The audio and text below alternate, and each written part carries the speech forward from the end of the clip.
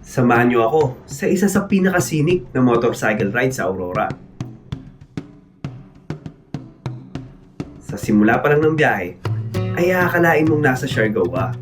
Mahabang hanay ng mga puno ng niyog at preskong hangin habang bumabaybay sa kalsada.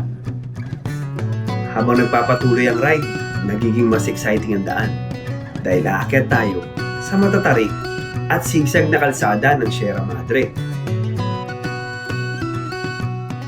Pagdating sa taas, biglang bubungad ang isang pambihirang tanawin.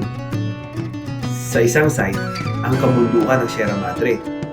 Sa kabila naman, ang buhaw na dagat Pasipiko. Isang ride kung saan nagtatagpo ang bundok Sierra Madre at ang karagatang Pasipiko.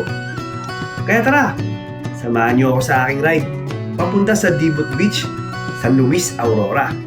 Ang sarap magmotor! Let's go!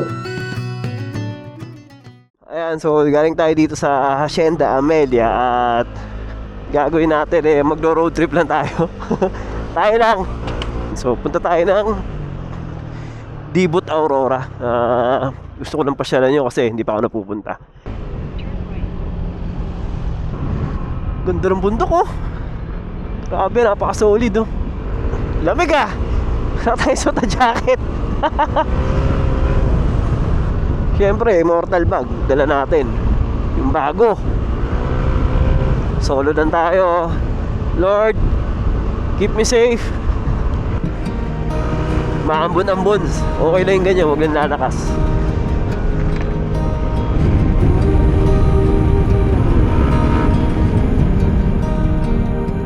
Ito. Oh. Malinis yung tubig. 2:33, so 30 minutes. 3 o'clock doon na tayo. Hindi na siguro tayo abutin ng dilim nito. Grabe, solid ang dinadaanan natin dito, mga mga bukuhan.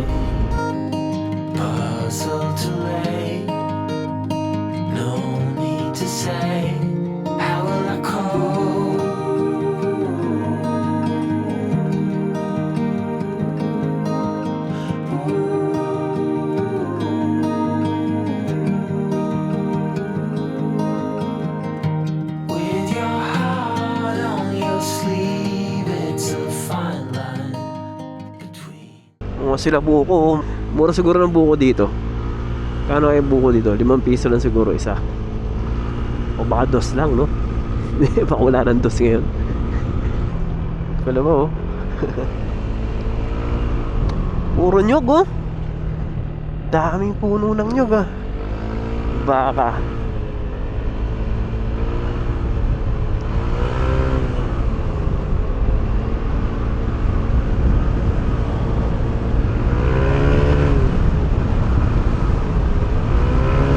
Dito may part na hindi sementado, pero baka kapiraso lang to. Baka gawin doon sementado naman. Ayun, sementado na uli oh. Sharp curve ahead. Grabe, ang ganda oh.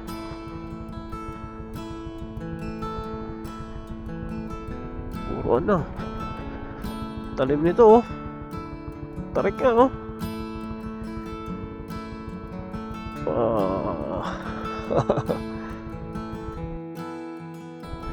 Napakaraming puno ng nyug oh. Ito, putol yung kalsada, rough road.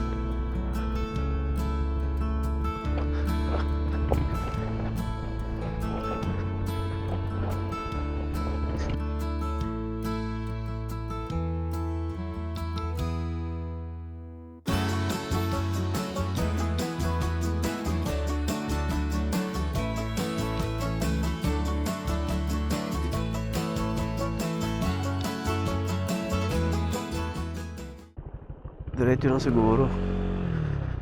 Ilog oh.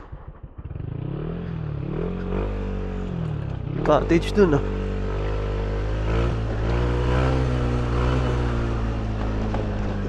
Rough road ah.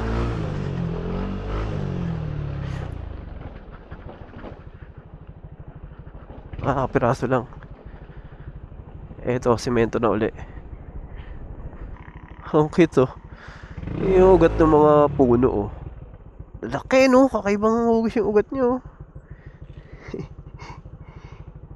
Ibang hugis yung ugat nyo. Tapos ilog dun sa baba. Tapos may tree house oh. Nasarap magpahinga dyan oh. Doon ang dami hagdan. Bakit doon oh? Ayos ah. Solid yung tambayan dyan oh. Tapos inom lang kayo ng 4 kantos. Tapos iniyaw na isda. Solid no? Provincial life. Ay si kuya may kalabaw. Ay, hello po. Nasa po.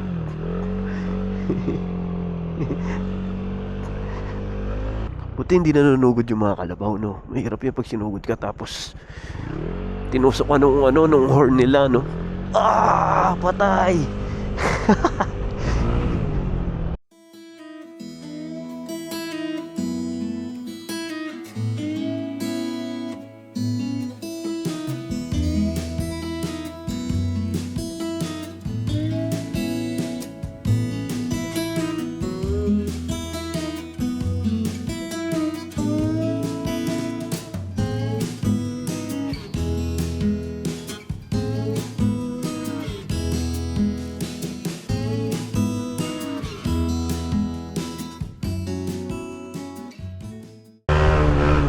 Kalsada sa bundok eh no.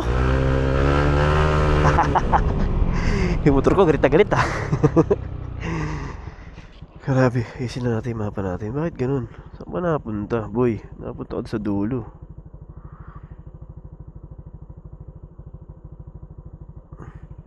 Yan. Steady ka lang, napakalikot mo. Lintik na cellphone yan.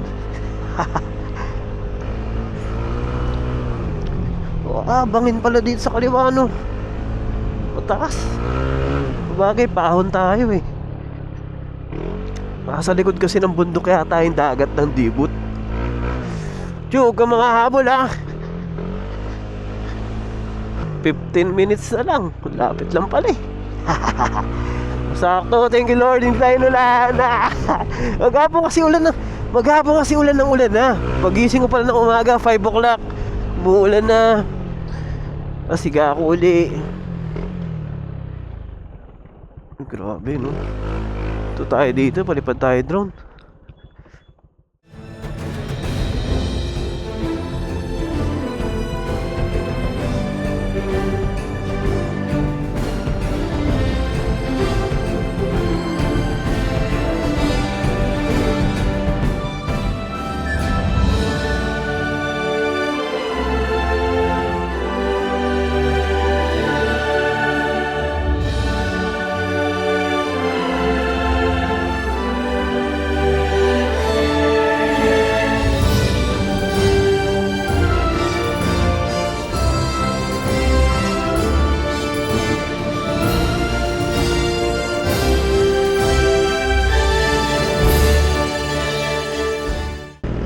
Bangin pala itong dinadaanan natin, pero hindi siya kagaya ng mga bangin ng Cordillera na sobrang tarik talaga na bato-bato. Dito puro yung gilid ng bangin, puro puno, mapuno. Lamig. Tumataw sila kuya. Ano nangyari? May kalabaw. Naku, nagwawala yata. Ito yung nakasalubong ko na ito kanina eh. Mag-ina daw yung kadabaw na yun, sabi ni kuya. Tinanong ko kanina eh. Akon pa rin.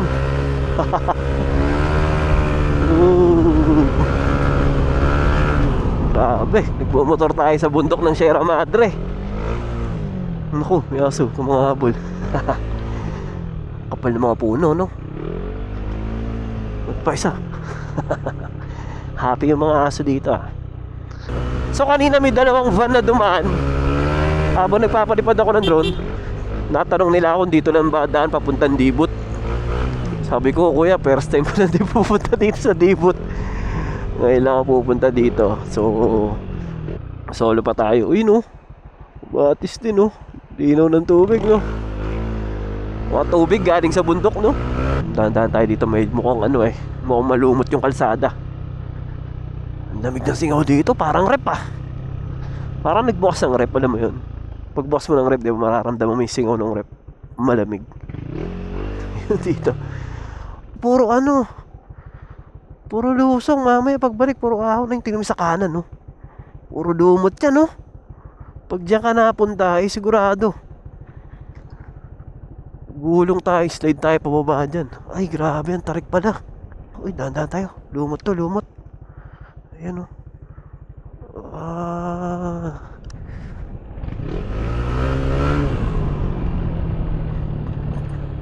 Uy, pwede river crossing dun, oh. Shortcut to, river crossing, tagos ka dun.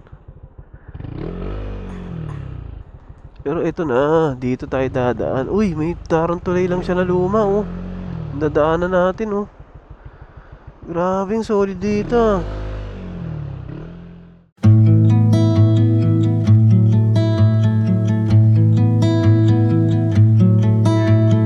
Godspeed, we travel with hope in our minds. Lose rain, the sky and the wind are only guide. Wild sea, we are all strangers to this land. May truck na naglilinis si Kuya, oh. Tapos yung dinadaanan natin dito, parang luma lang siya na tulay. Ilog sa baba, oh. Dumadado yung tubig, oh. Linis na. Grabe, napakasolid. Diretso pa rin tayo. Eto, sigsagan na to. Hanap tayo magandang spot saan pwede magpalipad ng drone. Yung mataas-taas na lugar. 7 minutes na lang. Doon na tayo. Maambon na. Grabe, oh. Ganda ng kalsada. Ayan naman, buhangin, eh, no? Dito. Hinto muna tayo dito. Ipad tayo drone dito.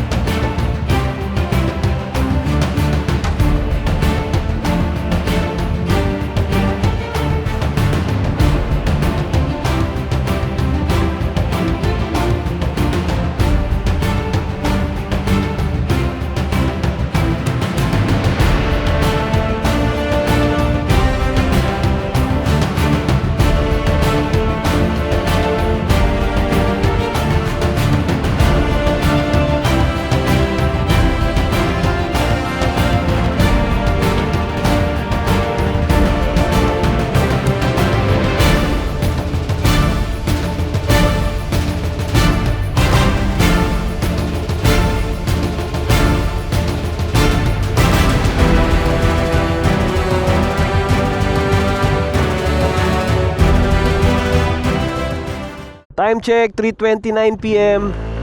So nakalagay 7 minutes na lang yung biyahe natin papuntan sa Dibot Beach. Ayan, grabe, sobrang solid. Ang solid, ang ganda ng view, ang ganda ng aerial dito. Ang ganda ng kalsada, mukhang mga bagong gawa, parang katatabas lang ng ibang bundok. Grabe, hindi tayo nagkamali na mag side trip. Namasyal dito kahit mag-isa lang. Tsaka mabait yung mga taga rito, puro palabate. Pag nakasalubong mo, umingiti sila, kakawayan mo. Ito, bagong gawa lang yung kalsada. Grabe, sobrang ganda ng view. Tingnan nyo naman, oh. Nyala, ang taas. Pabalik natin mamaya, matarik. May dinaanan tayo kanina, lusong, tarik, eh. Tapos ito, puro ahon naman tayo.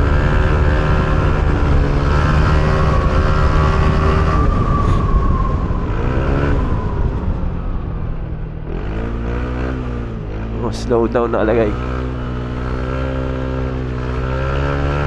Yung kalahati ng kalsada hindi pa tapos, oh. Ongoing pa yung construction dito. Sana nga lahat ng mga kalsada, no, mula Kasiguran hanggang papuntang Palanan, Isabela, sana magkaroon din ng kalsada doon, no? Siguradong dadayuin yun. Pupuntahan natin yun. So ito, ginagawa pa, oh. Wala. Nagkamali tayo ng daan. Doon pala dapat sa baba. Dito tayo sa taas dumaan. Doon pala. So, ang dadaanan pala natin, ano na? Sa putik na tayo dadaan. Mali. Layo yata. Layo yata na sinampahan ko.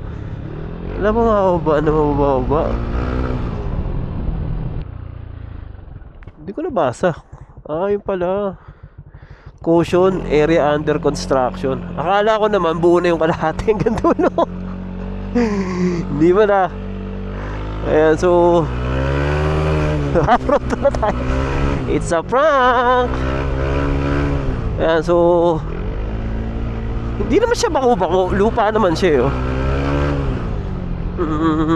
Kaya lang pag inulan tayo ng matindi dito, matinding putik ang aabuti natin. Buti na lang din yung gulong natin is dual sport. Tas ito, nadaanan na siya ng truck. Medyo siksik na yan. Whoop! Puputik pala yung motor natin dito. Puputik pala si Tisay dito. Uy, ang lalim. Bangin pala. Bangin yung nasa kaliwa.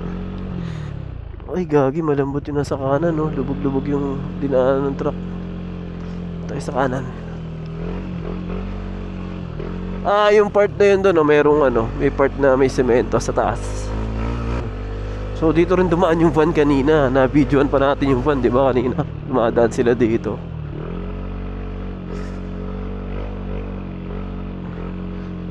Madulas ah. Madulas nga konti. Pero kaya naman. Ayan. Buti na lang yung gulong natin. Dual Sport 5.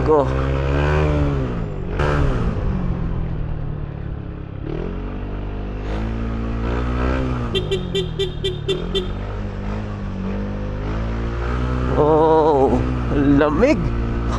Para naman tayong nasa rep ah. Wala, putol yung kalsada. Rough road na uli.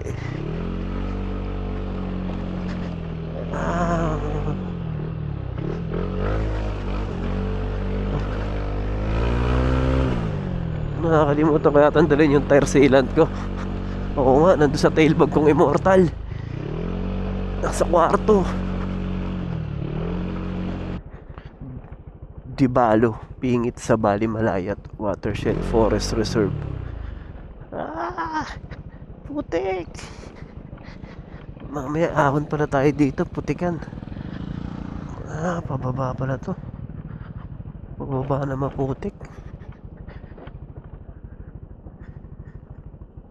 Ala, chocolate dun.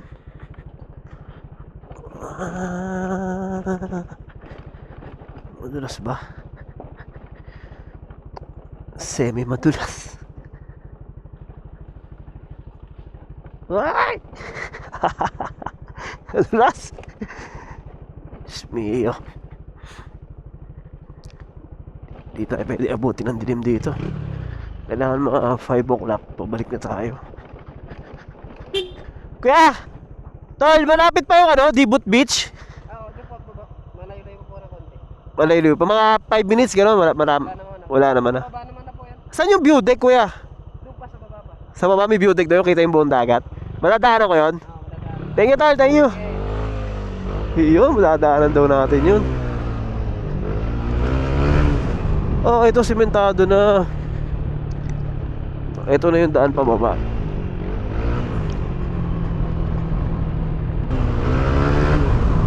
Uy, yung dun campsite yung naka-tent dun sa taas Ayun, dagat na nga, ang ganda. Hanep. Wow. Grabe. Dagat na, boy. Solid. Parating natin. Hindi pa pala, malapit na. Uy, wasak yung kalsada dun.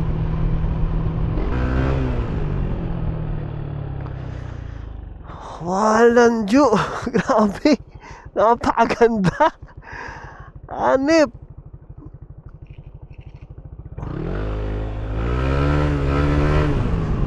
Grabe, napaka-solid. Kaya daw maambon na. Maambon na. Magpali pa rin mo ako ng drone. Lord.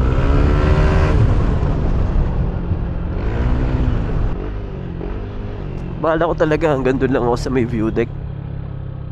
Hindi na ako bababa sa dagat. Ito na ba yun? Ito na ba yung view deck?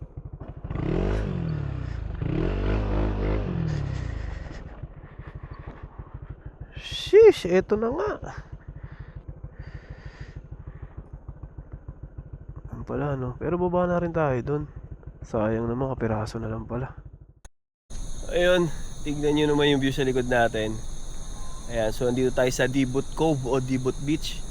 So ito yung view deck na sinasabi dito na madadaanan mo bago ka dumating sa mismong beach. Ayan, tignan nyo naman yung view, di ba? Sobrang sulit. So solo ride lang tayo pumunta dito kasi ito 30 minutes lang yung biyahe mula doon sa tinuluyan namin sa Hacienda Amelia. Kaya sinadya ko na rin kasi nakita ko to kay Par J4 natin. Punta sila dito. Sabi ko, napaka-solid naman ng view deck dito. Ang ganda. Diba? Yun know, ano. At solid. Paliparan natin ang drone to. Ayun, syempre shoutout Immortal Bags, HJC. Tapos yung gulong natin, Dual Sport 5 E705. At syempre yung ilaw natin napakalakas, Atomic Nux Tech. Ayan. Thank you. Ingat kayo lagi. Ang sarap magmotor. Subukan nyo. Tingnan nyo naman pag ganyan yung mga view talaga. Tutulalaan na lang pag mamasdan mo na lang. Sarap magmotor talaga. Let's go!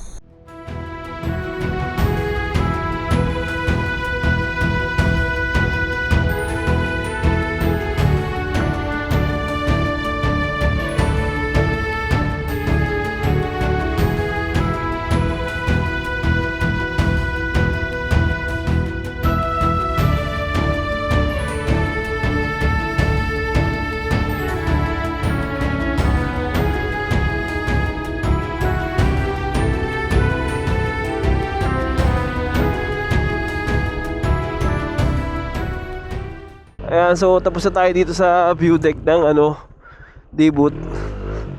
Taas pala. Ba tayo? Silipin natin na malapitan yung beach nila. Time check 4:12 PM. So 30 minutes lang naman yung biyahe. Malapit na ay naman na yung baba tsaka yung beach. So silipin na natin. Tapos balik tayo. Hindi na tayo abutin ng dilim. Wow, grabe oh. Solid. Oh. Wow. Napakaganda. Ayun oh.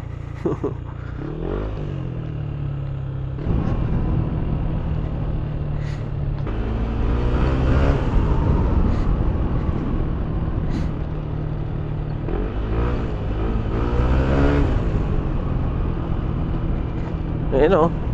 Ooh.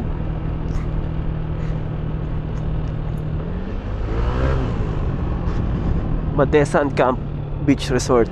So marami ng mga beach resort dito. Mga baka, mga tao dito, mga kasalubong mo, puro may dalang mga itak, kahit mga bata Hindi ka pwedeng lolo-lolo dito. Maiitak ka dito.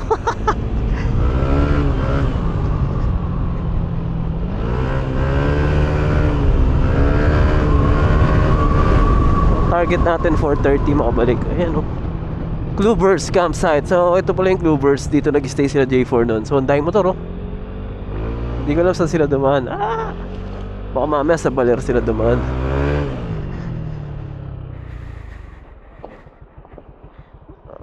May swimming pool pa. Ang ganda oh. Ang ganda. So doon tayo galing sa taas. Solid pala ano. Ganda, panalo You and I, we're trouble inside. Beating hearts don't lie.